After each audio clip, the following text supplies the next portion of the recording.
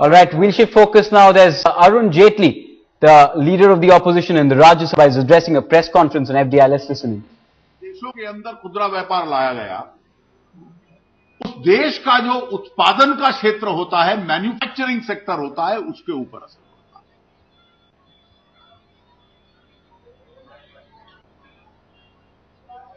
खुदरा व्यापार का एक सिद्धांत है कि जो स्थानीय खुदरा व्यापारी होता है वो स्थानीय सामान अधिक खरीदता है और उसको अपनी दुकान पर बेचता है। जो स्ट्रक्चर्ड इंटरनेशनल रिटेल होता है वो इस सिद्धांत पे काम करता है कि जहां सबसे सस्ता सामान मिलेगा मैं वहां से खरीद कर लाऊंगा और उसको दुनिया भर के अंदर उनकी सप्लाई चेन बनी होती है वो बेचता है। किसी भी देश की अर्थव्यवस्था की ताकत का एक पैमाना होता है कि क्या कमीज और जूता जो उस देश के अंदर पैदावार जिसकी हुई हो लोग वो पहनते हैं या बाहर से लाते हैं।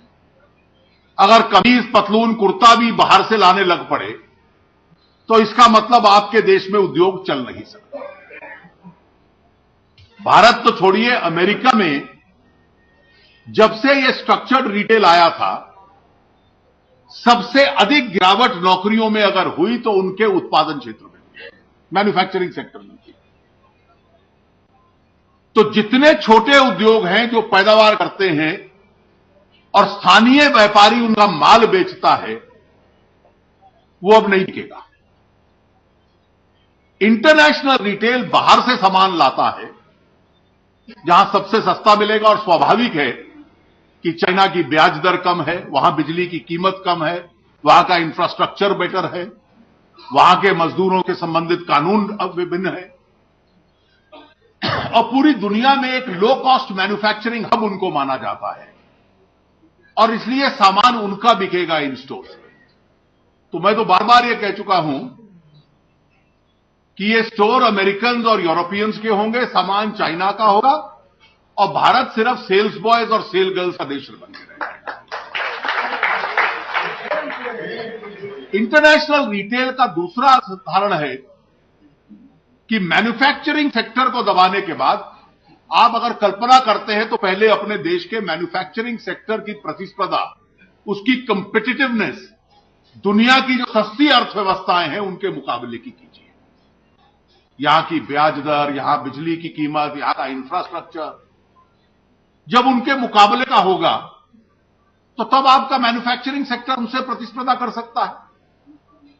दूसरा सिद्धांत देखा गया कि जहां तक रिटेल का सर्विस सेक्टर है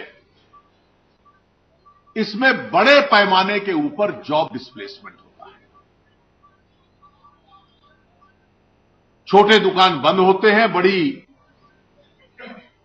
रिटेल स्टोर खुलता है और जब बड़ा रिटेल स्टोर खुलता है तो उसकी जेब की गहराई भी ज्यादा होती है, डीप पॉकेट्स होते हैं।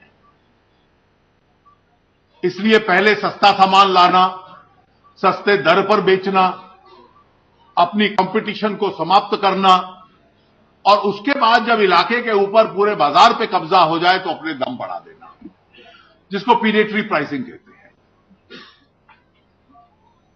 यह एक स्वाभाविक है। आप उसका सबसे बड़ा उदाहरण देख लीजिए कि अमेरिका से आरंभ हुआ वॉलमार्ट और न्यूयॉर्क के मैनहट्टन क्षेत्र में एक भी दुकान नहीं है। वहां छोटे दुकानदार हैं और छोटे स्टोर हैं और जिस दिन उन छोटे स्टोर्स के मुकाबले में आपने बड़े वॉलमार्ट के स्टोर खोल दिए तो उस दिन न्यूयॉर्क का मेयर जो वहां के इस विभाग को देखता है उसको अपने पद से हाथ धोना पड़ सकता है। आज से 3 महीने पहले उन्होंने प्रयास किया था कि वॉलमार्ट पहला स्टोर मैनहट्टन में खोल दे, फिर विरोध हुआ, नहीं खोल पाया। जब अमेरिका में सबसे बड़े शहर में नहीं खोल पाया तो दुनिया के अन्य शहरों में क्या उसका असर होगा। अब चाइना के साथ उदाहरण की तुलना गलत है। जब वॉलमार्ट अधिक सामान चाइना से खरीद कर बेचता है और चाइना के उद्योग को इतना लाभ होता है तो चाइना तो यह नहीं कह सकता कि मेरा माल मेरे देश में ना बिके। तो वॉलमार्ट के माध्यम से भी उनका अपना माल बिकता है। तो जो सरकार के मंत्री हैं वो कहते हैं, चाइना का उदाहरण देख लीजिए, चाइना में जो वॉलमार्ट के स्टोर हैं वो तो 80-90% चाइना का माल बेचते हैं। तो इसलिए उनकी अर्थव्यवस्था पे तो असर नहीं पड़ेगा, लेकिन अन्य एशियाई अर्थव्यवस्था के ऊपर असर पड़ लीजिए। थाईलैंड में 2001 में आरंभ किया था मल्टी ब्रांड रिटेल में, छोटे छोटे दुकानदार थे, सब बंद होते गए। आज 3 स्टोर हैं थाईलैंड में और 45% बाजार उन 3 स्टोर्स के बीच में है। 3 chains control 45% of the Thai market और हर रोज ये बढ़ती जाएगी। इंग्लैंड जैसी एडवांस अर्थव्यवस्था में भी देख लीजिए, उनके जितने भी फूड चेन्स हैं, अधिक से अधिक बाजार जिसका नियंत्रण है वो टेस्कोस के हाथ में है। यह इसका एक सिद्धांत बन जाता है। और इस पे तर्क किस प्रकार के हैं कि मल्टी ब्रांड रिटेल आने से इस देश के अंदर बैक एंड चेन बन जाएगी। क्या है back and chain? Cold storage बन जाएगा, सड़क बन जाएगी। अब इस देश के अंदर सड़क का तो निर्माण होना ही चाहिए। जब हमारी सरकार थी तो नेशनल हाईवेज, ग्रामीण सड़कें। अब सड़कें बनाने के लिए तो आपको अपना बाजार समाप्त नहीं करना। कोल्ड स्टोरेज बनाना यह कोई रॉकेट विज्ञान नहीं है, रॉकेट साइंस नहीं है कि कोल्ड स्टोरेज इस देश में बन जाए जिसके लिए आपको पूरा बाजार खुदरा का विदेशियों के हाथ में देना पड़ेगा। एक विचित्र तर्क दिया गया और वो तर्क यह है, और यह सबसे अधिक तर्क दिया जाता है कि जब खुदरा व्यापार बड़े स्टोर्स के हाथ में जाएगा तो जो बिचौले हैं, मिडलमैन हैं, वो समाप्त हो जाएंगे। जब मिडलमैन समाप्त हो जाएंगे तो उपभोक्ता को माल सस्ता मिलेगा और किसान को पैदावार करने के लिए उसका कीमत ज्यादा मिलेगी। यह सबसे बड़ा तर्क है सरकार का। अब पूरे दुनिया का इसके ऊपर अनुभव क्या है? इस देश में अगर किसी खाद्य वस्तु के संबंध में स्ट्रक्चर रिटेल का कोई सबसे सफल उदाहरण है तो वो दूध का है, मिल्क और मिल्क प्रोडक्ट्स का। डॉक्टर वर्गीस कुरियन ने एक क्रांति गुजरात से आरंभ की थी जिसको व्हाइट रेवोल्यूशन कहते हैं। देश के अन्य प्रांतों के अंदर भी मिल्क कोऑपरेटिव्स बन गए। आज ये तमाम मिल्क कोऑपरेटिव्स का असर यह हुआ कि प्रत्येक गांव के अंदर घर घर में दूध का उत्पादन होता है, वो चिलर्स में बिकता है, वहां से उद्योगों में जाता है, वहां से तरह तरह का सामान बनता है। जब यह तर्क दिया जा रहा था तो अमूल के मैनेजिंग डायरेक्टर ने जो अंतर्राष्ट्रीय डेयरी फार्मिंग का, दूध के उद्योग का डेटा है, उसने वो देश के सामने रखा। और वो डेटा क्या दिखलाता है? पूरी दुनिया में जहां जहां स्ट्रक्चर्ड रिटेल आया है, मिडलमैन समाप्त होने से तो उत्पादक को सबसे ज्यादा फायदा होना चाहिए था। इंग्लैंड में और अमेरिका में जितना दूध पैदावार होता है, उसके मिल्क प्रोडक्ट्स बनते हैं, उसका 30 से 35% जो पैसे उपभोक्ता देता है, पाउंड दे या डॉलर दे, वो उत्पादक को मिलता है। 65 से 70% तक रिटेलर को चला जाता है। यानी मिडलमैन समाप्त होने का सबसे अधिक लाभ अगर किसी को जाता है तो वो रिटेलर को जाता है, वो प्रोड्यूसर को नहीं जाता। अमूल, विरका, कर्नाटक कोऑपरेटिव, महाराष्ट्र कोऑपरेटिव, इसका आंकड़ा क्या है? 70% उत्पादक को जाता है, प्रोड्यूसर को जाता है, और 30% रिटेलर को जाता है। मैं हाल में सितंबर में अमेरिका गया था, तो ये मिडलमैन एलिमिनेट होगा और किसान को लाभ होगा। तो वहां जितने भी मुक्त बाजार के प्रवक्ता थे, वो तर्क दे रहे थे और एक सम्मेलन में तो बहुत तीव्रता से मुझसे सवाल पूछने लग पड़े। तो मैंने कहा अगर ये सच है आपके देश में, तो आपके देश की किसान की हालत तो बहुत अच्छी होनी चाहिए। तो ये कारण बतला दीजिए कि यूरोप और अमेरिका को अपने किसान को जीवित रखने के लिए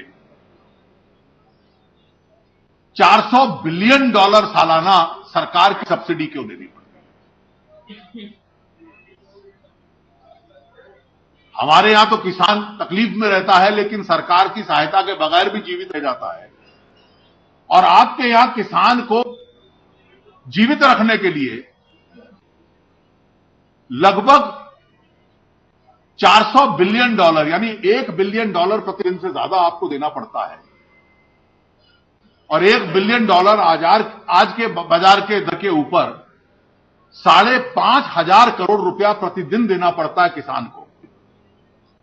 तो आपके यहां तो केयरफोर और टेस्कोज और वॉलमार्ट की वजह से किसान को तो परम वैभव प्राप्त हो जाना चाहिए था। तो ये जो तर्क दिया जाता है कि किसान को बहुत लाभ हो जाएगा, ये तर्क कहां के ऊपर इसको आपने आजमाया है? आपके देशों में तो सरकारी सहायता और सब्सिडी के बगैर किसान जीवित नहीं रह सकता। किसी आर्थिक सिद्धांत में भी देख लीजिए, जो बटा हुआ बाजार होता है, बिखरा हुआ बाजार होता है, हमेशा उपभोक्ता के हित में होता है। Fragmented market is always consumer friendly. अगर बाजार में कोई सामान बेचने वाले 1,000 लोग हैं, तो उसमें उपभोक्ता को लाभ है, उसके पास चयन रहता है कि मैं कहां जाऊं। और केवल 3 प्रकार की कंपनियां बाजार में बची, तो उपभोक्ता को जो चयन करने की क्षमता है वो अपने आप समाप्त हो जाती है और उसको उन 3 में से एक पे लेना पड़ता है। और इसलिए फ्रैगमेंटेड मार्केट कभी उपभोक्ता और कंज्यूमर के हित में नहीं होती।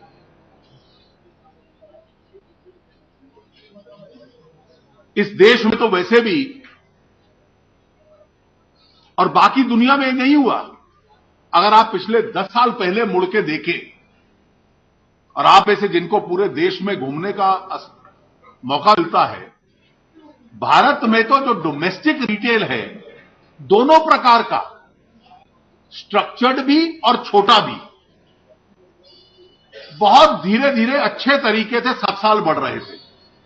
आप पूरे देश में घूमते हैं तो केवल दिल्ली, मुंबई, बैंगलोर में नहीं, आपके 2 टायर 3 टायर सिटी शहरों में भी ये जो बड़े बड़े मॉल्स आ रहे हैं, जो स्ट्रक्चर्ड रिटेल आ रहा है, उसका धीरे धीरे अपना निर्माण हो रहा था और छोटा व्यापारी भी अपने आप उसके साथ जीवित रह पा रहा था। उसका आपस में कोई टकराव नहीं था। तो इसलिए क्या मजबूरी थी कि जब स्ट्रक्चर्ड रिटेल भी धीरे धीरे बढ़ रहा है और नॉन स्ट्रक्चर्ड रिटेल भी उसके साथ जीवित रह पा रहा है, कि आपको यह कदम उठाना पड़ गया। आज तक जितने तर्क ये आए हैं कि कास्ट इन स्टोन, वोट नहीं होने देंगे, कोई विशेष दबाव है जो इस सरकार के ऊपर है। मुझे 2003-4 में जब वाणिज्य मंत्रालय की जिम्मेवारी दी गई, तो जब भी यूरोप और अमेरिका के साथ व्यवसाय और ट्रेड की बात होती थी, तो जो 2-3 उनकी सबसे पहले मांग होती थी, उसमें एफडीआई रिटेल आप आरंभ कीजिए। और हमारी अर्थव्यवस्था का ढांचा ऐसा है कि हम नहीं कर सकते। इस देश के एक कठिनाई है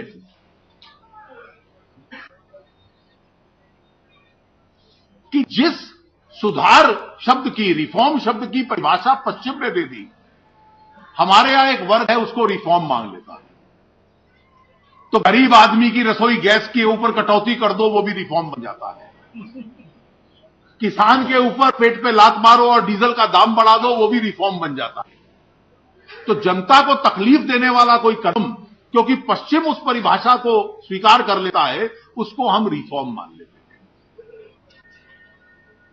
हमने कभी पश्चिम के देशों को कहा या राष्ट्रपति ओबामा को कहा कि आप बिल्कुल नॉन रिफॉर्मिस्ट सरकार चलाते हो, खुले बाजार की सरकार चलाइए, और अगर जहां नौकरियां जाती है वहां अगर माल सस्ता मिलता है या सर्विसेज सस्ती मिलती हैं तो आउटसोर्सिंग होने दीजिए। खुले बाजार को रोकना यह अपने आप में रिफॉर्म की कमी नहीं है, लेकिन हम उनको नहीं कह पाते। रिफॉर्म की जो परिभाषा वो देंगे, हमारे देश में एक वर्ग ऐसा है वो उसको स्वीकार कर लेता है, और कहीं ना कहीं उनका स्वार्थ भी होता है उसको स्वीकार करने में। इस देश के अंदर सबसे बड़ा स्कैंडल हुआ कोयले की खदानों के आवंटन का, तो इस देश के दो बड़े चेंबर्स थे, एक ने समाचार पत्रों में विज्ञापन छापे, जो हुआ है बहुत अच्छा हुआ है, इसको रद्द मत किया जाए, और दूसरा सुप्रीम कोर्ट चला गया कि नीलामी मत करना, सरकार को मनमानी से बांटने का अधिकार दे दो। तो मनमानी से बांटना भी रिफॉर्म है।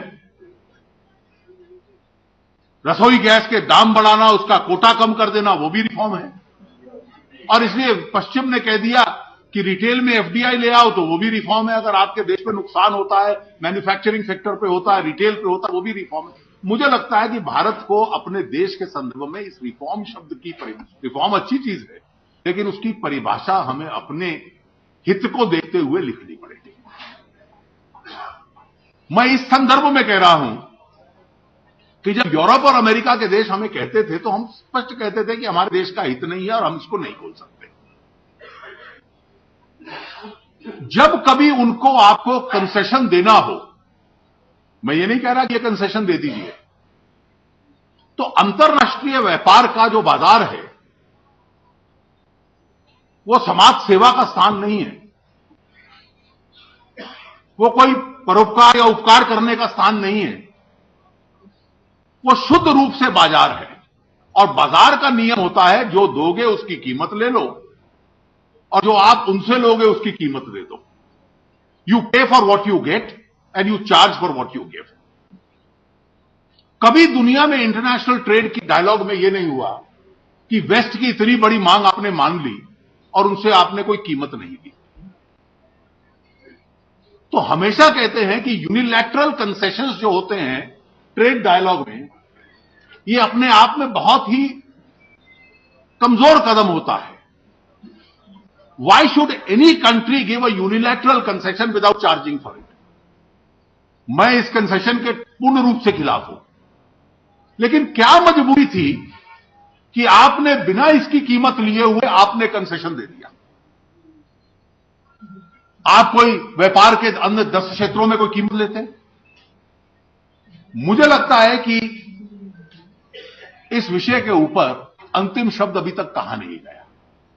अब इस देश को धोखा देने के लिए, और मैं येचुरी जी से भी आग्रह करूंगा थोड़ा इसका अध्ययन वो करें, जो मेरा सीमित अध्ययन है, मेरी कल्पना दूसरी है।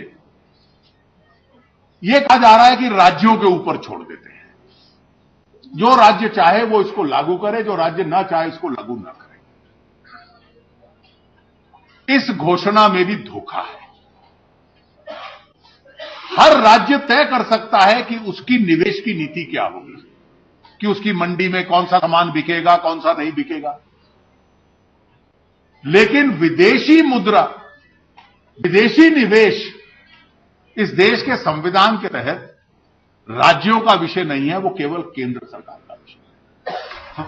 इन्वेस्टमेंट स्टेट सब्जेक्ट हो सकता है, लेकिन foreign direct investment state subject नहीं है, सेंट्रल सब्जेक्ट है।